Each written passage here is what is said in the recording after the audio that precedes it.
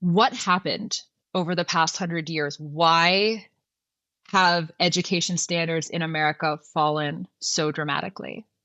And that's a really good question, Hannah. I think before we answer the question, I think we should point out just how high, there's good news here in the past because we can then replicate it again in the future, just how high American literacy levels were and educational standards were throughout the colonial period, the revolutionary period, the early 19th century. There's a lot of proxy data, showing that. My favorite is that the essays of the Federalist, which are very sophisticated essays in political philosophy, were written largely as newspaper editorials for every man and every woman to read.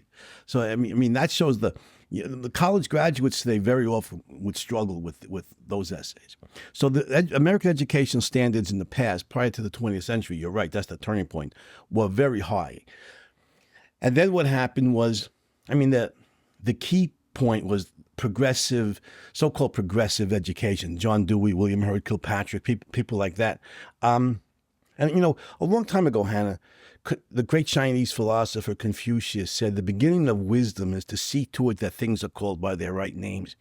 There's nothing progressive about progressives, whether it's in politics. Socialism is not progressive.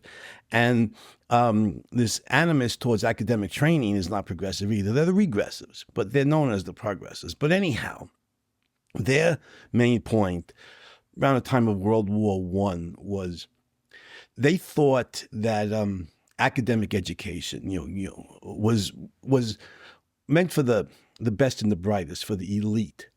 A lot of your audience probably knows a little bit about the history of philosophy. They know Plato's Republic. The ideal has long been, the conceit has long been for the philosopher king, namely that society should be governed by the educated intellectual elite. And the rest of us, we don't need that much education. We should just, get a modicum of education and get vocational training, be good at our jobs, whether butcher, baker, candlestick maker, or farmer, and then obey the wise rulers of the state. And that's what happened. Early 20th century, IQ testing had just come in. Lewis Terman at Stanford, developed the Stanford Binet, and others developed various IQ tests. The progressives wanted to and did IQ test the kids. You look for the best and the brightest. They get the full academic program, math, literature, science, history, and they go on to govern both in the legislature and in the classroom. And the rest of us get a little bit of academic training, but we get more vocational training. Like I said, the goal then is to for us to be good at our jobs and obey the wise rulers of the state. And that was the beginning of it. And it snowballed from there, it got worse, but that was the beginning of it.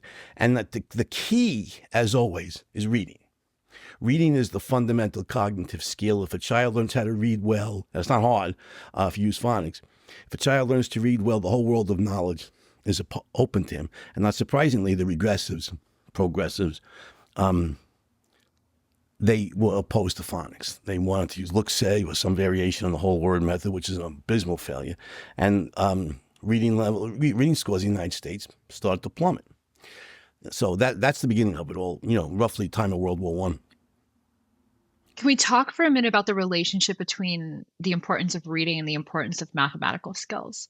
Because those two things are, the three R's, reading, writing, arithmetic, have long been considered the most important underpinnings, the building blocks of knowledge.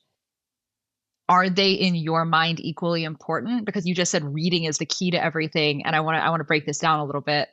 Are they equally important, or is reading more important than mathematics? Does reading beget the ability to unlock mathematics? How do you think about these two things?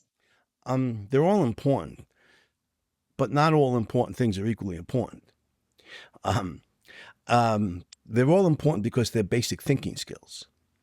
The ability to read, the ability to write a coherent sentence, paragraph, and later on college level essay, and certainly the ability to do basic mathematical calculation. They're all thinking skills. I do think reading is the most fundamental and the most important because, like I said, if a child is a strong reader, an adult is a strong reader, the whole world of knowledge is then open to that person. And that way you strongly encourage somebody to be a lifelong learner. So I think reading is the most. If I had to focus as a parent or as a teacher on only one fundamental skill, I would do reading, phonics, which is what Marva Collins did. The great Marva Collins did at Westside Prep. She even had the kids sound out the words in the math textbook. It was reading. Reading is fundamental. And all of us need it. Not everybody needs strong mathematical skills. I mean, we're not going to be engineers, but we all need to be able to read. That is fundamental to having a successful human life.